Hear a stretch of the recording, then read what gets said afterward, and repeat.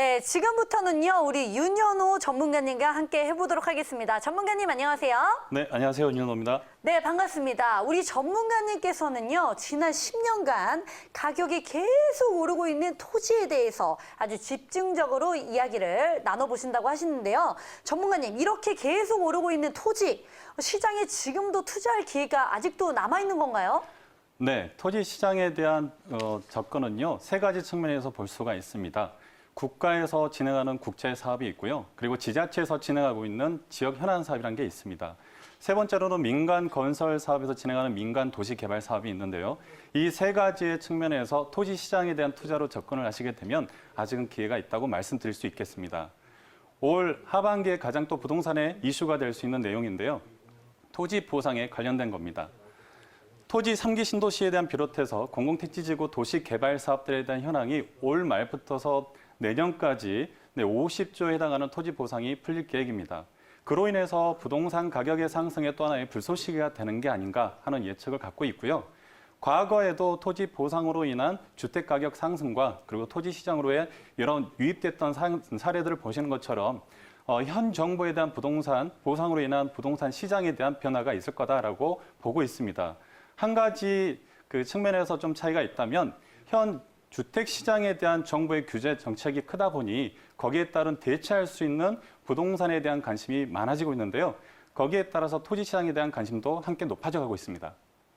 네, 좋습니다. 우리 주택 시장을 향한 규제가 굉장히 많아지고 있어서 다른 투자처를 찾고 있는 우리 시민 여러분들이라면 우리 아주 반가운 소식이 아닐까 그런 생각이 듭니다. 자, 그렇다면 토지 투자에 앞서서 알아둬야 될 점이 있다면 어떤 게 있을까요? 네. 주택 시장에 대한 그 투자 한로가 막히면서 많은 분들이 이제 토지 시장에 대한 관심이 많아지고 있는데요. 거기에 따라서 많은 분들이 물어보십니다. 토지의 투자는 어떻게 해야 되고 실패 없는 토지 투자를 하려면 어떻게 해야 됩니까? 라고 물어보시는데요. 5가지로 정리를 했습니다. 첫 번째는 정책과 공약입니다. 이 정책이라는 부분에 대한 관심은 꼭 가지셔야 되는데요. 국가 차원에서 들어가 있는 국제 사업이라는 게 있습니다. 특히 국토종합개발계획이라는 과거에 72년도를 기점으로 해서 현재까지 지금 진행을 하고 있는데요. 5차 국토종합계획이 진행하고 있는 사항입니다. 2020년부터 40년까지 20년 단위로 국토에 대한 효율적인 개발과 지역과 거점에 따른 정책사항이라고 보시면 될 것 같고요. 하나의 단면적으로 표현을 드린다 그러면 지금 인구 감소에 따른 저출산과 고령화 시대에 접어들면서 그리고 1인 가구에 대한 부분들의 도시 사업을 어떻게 할 것이냐 이런 이제 도시 정책 사항들도 들어가고요. 4차 산업과 관련되어 있는 스마트 AI라든지 빅데이터 그리고 모바일과 관련되어 있는 첨단 산업 관련되어 있는 부분들도 같이 보셔도 참고가 될 것 같습니다. 한 가지 측면에서 더 보신다 그러면 이제 앞으로에 대한 측면들도 보셔야 되는데요. 남북 관계에 따라서 또 하나의 어떤 개선되는 부분들이 되지 않을까 싶습니다. 경기 북부권에 대한 지역인데요. 거기에 따른 기반 시설에 따른 도로, 철도 이런 이제 사회의 간접 자본과 거기에 대한 거점에 따른 개발 정책도 함께 보시면 도움이 될 것 같고요. 지자체에서 가지고 있는 도시 기본계획이라는 게 있습니다. 5년을 1단계로 총 4단계 20년 단위로 들어가는데요. 시간과 공간 그리고 인구에 따른 향후 정책에 따른 계획들을 가지고 들어갑니다. 지역의 거점이 되는 도시에 따라서 향후 어떻게 키워갈 것인가 거기에 대한 기반적인 모든 부분들이 국제사업과 연계되는 부분들이 크고요. 그리고 정책과 또 하나 관심 가지셔야 될 지역이 공약사항이다라고 말씀을 드립니다. 선거 때마다 가지고 나오는 하나의 정책사항에 의한 그런 부분들이 어떻게 가느냐. 물론 이제 그분들의 또 생각과 방향이 되는 부분들이 부동산 시장에 영향이 크다 보니 이런 부분들을 같이 보시면 도움이 되실 것 같습니다. 자, 두 번째로는 인구입니다. 사람입니다. 사람이 모이고 돈이 모인 곳에 부동산을 투자하라 이런 말이 있죠. 그래서 이 사람에 대한 인구, 유동인구와 유입이라는 두 가지 측면에서 볼 때 많은 사람들이 오고 가는 곳과 유입되는 곳에 따라서 도시가 커지는 지역들, 과거의 사람의 어떤 인구 정책이 현재 많이 증가가 되고 그리고 나중에 또 인구가 커질 수 있는 하나의 정책과 계획들이 들어간 지역들, 이런 지역들을 참고하시면요 도움이 될 수 있다고 말씀드립니다. 세 번째로 입지입니다. 네, 입지라는 것은 부동산이 가지고 있는 특히 토지가 가지고 있는 위치와 주변에 대한 현황을 말씀을 드릴 수가 있는데요. 저는 부동산에 대해서 두 가지 관점에서 보시라고 항상 말씀을 드립니다. 하나는 나무와 숲, 다시 말하면 큰 그림에서에 대한 숲이 들어가는 개발의 호재가 있고요. 그리고 그 부동산이 가지고 있는 하나의 입지적인 부분들. 그래서 그게 서로 상호 관계에 어떤 영향을 주느냐. 이거에 대한 부분들 잘 판단하셔도 좋은 하나의 방향이 되실 것 같습니다. 실패 없는 토지 투자 네 번째입니다. 네, 용도입니다. 용도 내에서도 용도 지역을 말씀을 드리는 건데요. 간혹 이제 상담을 하다 보면 어르신들께서 이렇게 물어보십니다. 그 집 지을 땅이요, 상가 건물 땅이요, 이렇게 물어보시는데요. 다시 말하면 도시 지역에서 주거 지역, 상업 지역 이렇게 표현할 수가 있고요. 그리고 공업 지역, 녹지로 이렇게 네 가지로 나눠지는 부분입니다. 녹지 같은 경우는 어떤 분들이 혹시 공원 아닙니까? 이렇게 표현도 하시는데요. 공원은 지목에 해당하는 하나의 부분입니다. 28가지의 상태, 전답, 임약, 가수원, 대지, 하천.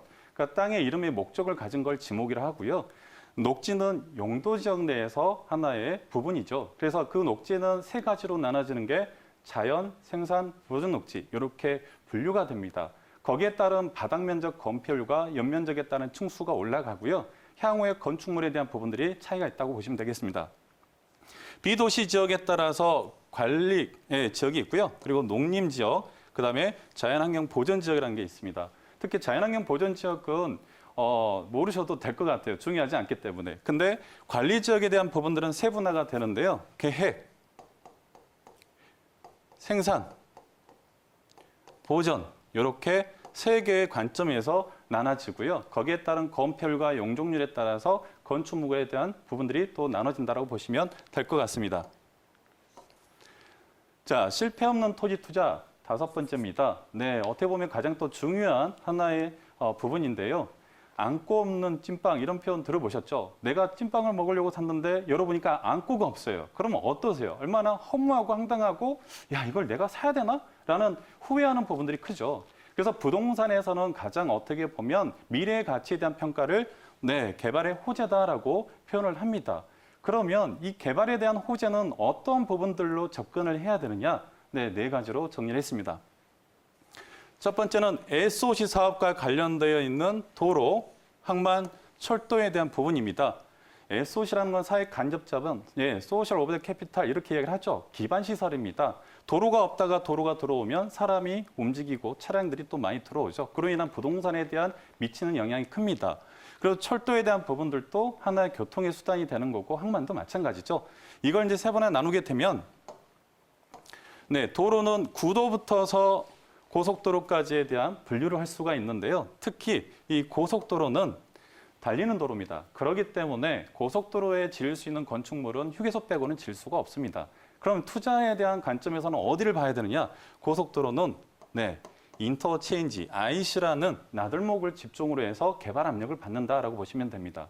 그래서 서울을 중심으로 수도권에 있는 도로적인 현황을 보시게 되면은요, 경부고속도로를 도심도로, 서해안고속도로를 산업도로, 그리고 영동고속도로와 서울 양양간 고속도로를 관광휴양도로, 그리고 중부와 중부 내륙고속도로를 물류도로다라고 이야기도 합니다. 자, 두 번째로는 철도, SOE 사업에 대한 부분이죠. 한마디로 말하면 역세권입니다. 부동산의 꽃 중에 또 역세권이라는 표현도 많이 쓰는데요. 이건 토지뿐만 아니라 부동산의 모든 하나의 정말 중요한 부분이 아닌가 생각을 합니다. 거기에 따른 지하철부터서 GTX 분류가 되는데요. 거기에 또 생겨나는 역사를 중심으로 투자를 하실 때, 관심을 가지실 때 좀 더 좋은 어떤 결과가 되지 않을까 싶고요. 특히 GTX라는 수도권 광역 급행열차, 앞으로 또 교통의 변화가 오죠. 그만큼에 대한 가치에 대한 평가도 될 수 있다고 봅니다. 항만, 우리나라는 수출과 수입의 의존도가 큽니다. 그래서 국가 물류항으로서 거점이 되는 지역들을 중심으로 기업이 모여들고요. 거기에 물류에 또 하나의 거점이 형성이 되면서 기반 시설들이 좋아지는 곳들이 있죠. 그러면 기업이 들어오면서 고용 인구가 늘어나고 거기에 따른 배후 도시라든지 하나의 개발 정책들이 또 수립이 되면서 부동산에 대한 시장의 변화를 줄 수 있는 여건이다라고 보시면 될 것 같습니다. 자, 두 번째로 개발 호재. 네, 신도시 및 그다음에 도시 개발 사업입니다. 지금 3기 신도시, 지금 이제 토지 보상과 관련되어 있는 부분하고도 밀접되어 있죠. 허얼벌판에 도시가 들어오면서 하나의 이제 시설적인 부분들이 변화가 됩니다. 부동산의 가장 또 하나의 어떤 변화축이 되는데요. 제가 사례적인 부분들로 경기도 하남 미사지구를 예로 가져왔습니다. 2000년도 초반에 미사지구는 허얼벌판이었습니다. 비닐하우스 촌이었고요. 그리고 이 지역에 대한 부분들은 과거에 그린벨트라 그러죠. 개발 제한구역 98%가 지정이 됐던 거고요. 상수원 보호구역으로 규제가 또 겹겹이 됐던 곳입니다. 그런 지역이 지금 어떻게 되느냐? 172만 평이라는 인구 10만이 상주하는 하나의 도시로서 바뀌었죠. 그러니까 도시가 들어오고 개발이 될 수 있는 하나의 정책에 따라서 또 달라지겠지만 그런 변화되는 지역들에 대한 관심은 꼭 가지셔도 좋을 것 같습니다. 자, 개발 호재 세 번째입니다. 산업단지 및 물류단지 들어가는 지역들인데요. 특히 우리나라는 기업도시라는 표현을 많이 씁니다. 그래서 기업이 들어가서 대기업에 의한 지역의 브랜드가 또 바뀌는 지역들도 많죠. 하나 예를 들면 울산하면 현대, 포항하면 포스코, 충남 당진하면 현대제철, 또 가까이에는 평택이라는 지역에 삼성, 고덕에 또 들어가 있는 반도체가 있습니다. 하나 예로 제가 평택의 고덕 120만 평에 대한 산업단지가 들어가 있는 사례인데요. 개발되기 전에는 지역 자체가 허허벌판이었습니다. 물론 120만 평의 산업단지와 408만 평의 국제도시가 같이 또 개발이 되는 부분들인데요. 그때 당시에 개발이 들어간 착공 단계일 때 지역에 대한 부분들이 변화가 되고요. 그리고 기반재 산업에 대한 시설이 들어오면서 단계적으로 주변에 대한 가치 영향을 미친다라고 보시면 됩니다. 고용 인구가 들어오게 되면 거기에 따른 인구에 따라 도시 정책도 같이 갈 수밖에 없다 보시면 될 것 같고요. 개발 호재 네 번째입니다. 관광 및 휴양단지. 저희 나라는 사계절을 가지고 있죠. 그리고 지금 현 주월근무제를 합니다. 그래서 국내 관광에 대한 세계적으로도 많이들 오시는데요. 특히 이 관광이라는 부분들은 이제 유동 인구와의 밀접한 부분들도 들 수가 있습니다. 관광지로서의 남이섬, 가평 많이 다녀보셨을 겁니다. 과거에 겨울연가 드라마 촬영으로도 많이 유명했고요. 정동진, 해돋이 보러 많이 또 가족들, 연인들 많이 가셨을 텐데요. 스키장이나 골프장, 리조트가 들어가는 인근의 지역들, 개발 압력 받고요. 그리고 하나의 테마가 들어가 있는 하나의 놀이시설적인 부분들, 이런 지역들에 대한 부동산이 가지고 있는 하나의 호재적인 부분들이라면 관심 갖고 또 접근을 하셔도 좋은 결과가 있을 것 같습니다. 우리 토지 투자에 대해서 꼭 필요한 기초적인 지식에 대해서 아주 자세하게 설명해 주셨고요. 더 궁금한 점이 있거나 우리 자세히 더 토지에 대해서 알고 싶다 하신 분들, 자, 02-2000-4889로 꼭 한번 전화 주시기 바라겠습니다.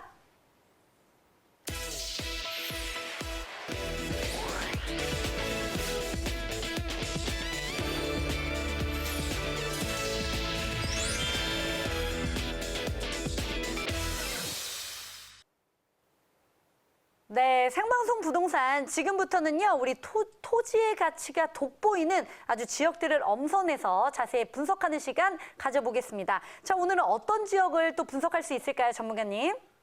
오늘 제가 소개해드릴 지역은요, 용인 대 용인입니다. 경기도 31개 지역 중에서 세 번째로 인구 100만이 넘은 지역인데요.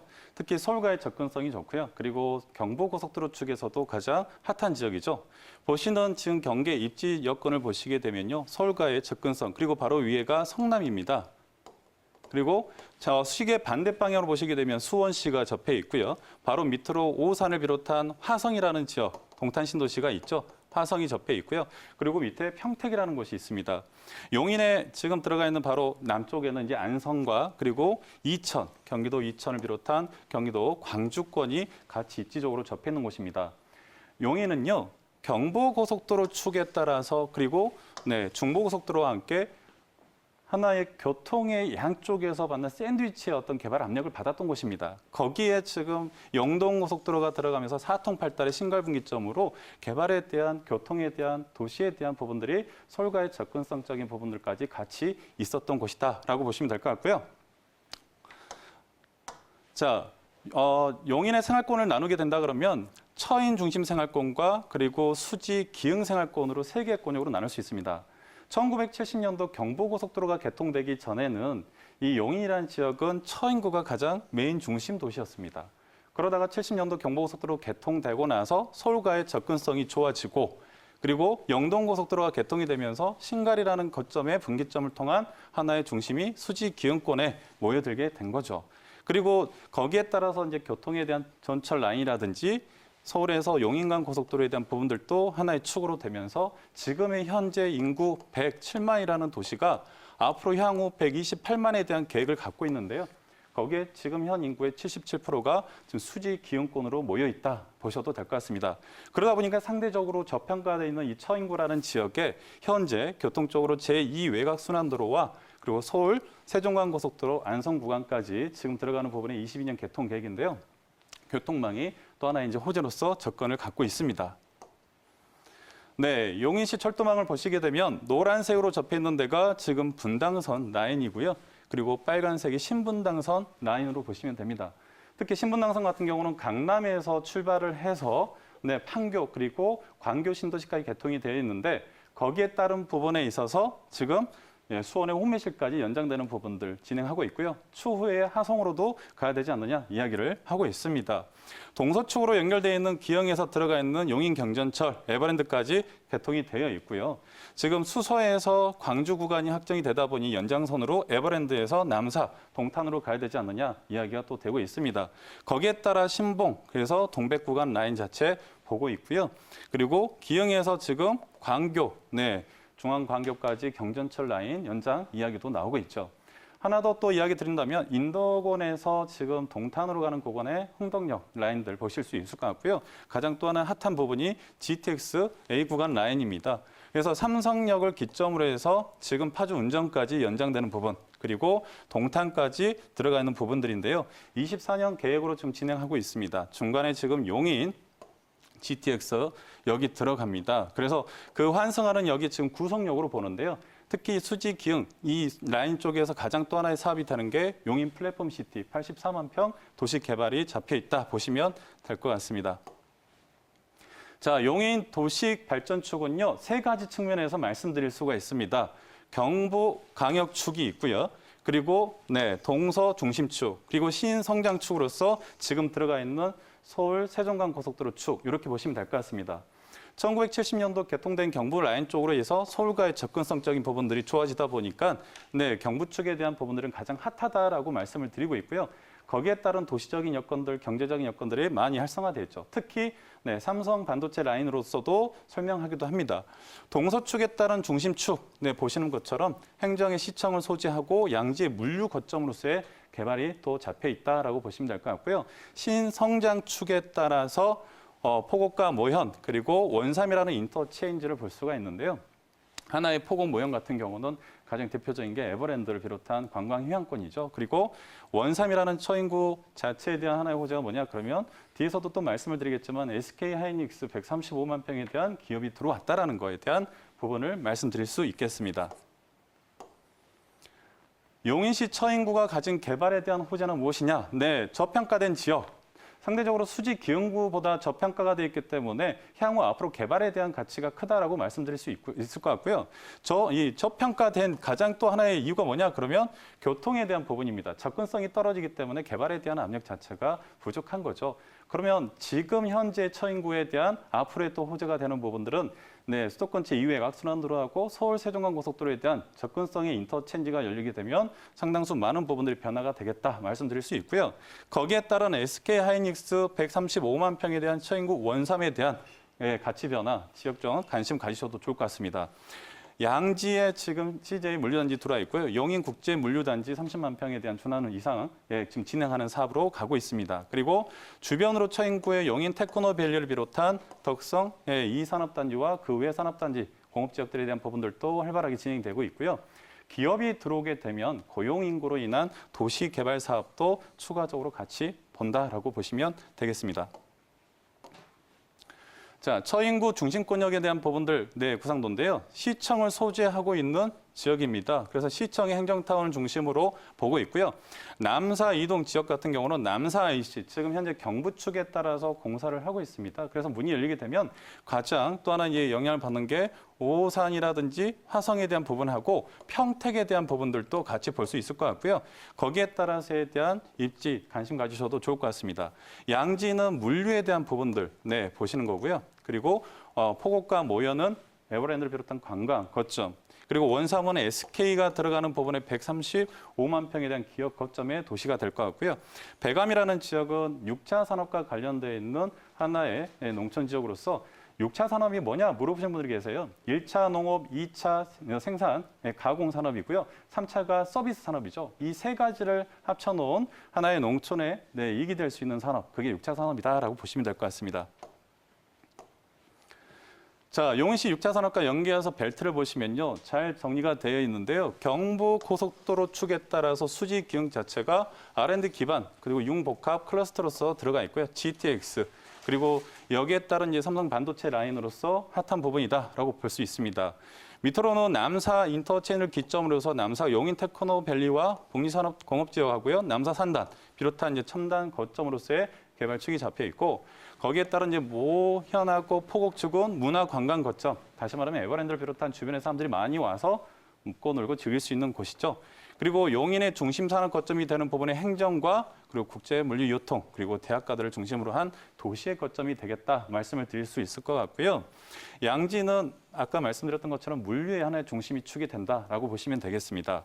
원삼이라는 지역에 대한 하나의 가치는 뭐냐? 네, 기업이 들어오면서 지역에 대한 변화 가치 이렇게 평가를 하셔도 좋을 것 같고요. 배감은 6차 산업과 관계되어 있는 부분에서 평가하셔도 좋을 것 같습니다. 자, 처인구에 대한 개발, 요건 이제 조감도입니다. 지역과 관련된 내용들인데요. 산업단지가 들어오면서, SK 하이닉스가 들어오면서 주변에 대한 변화들, 그리고 나들목이 들어오면서에 대한 접근성들 이렇게 평가하시면 될 것 같고요.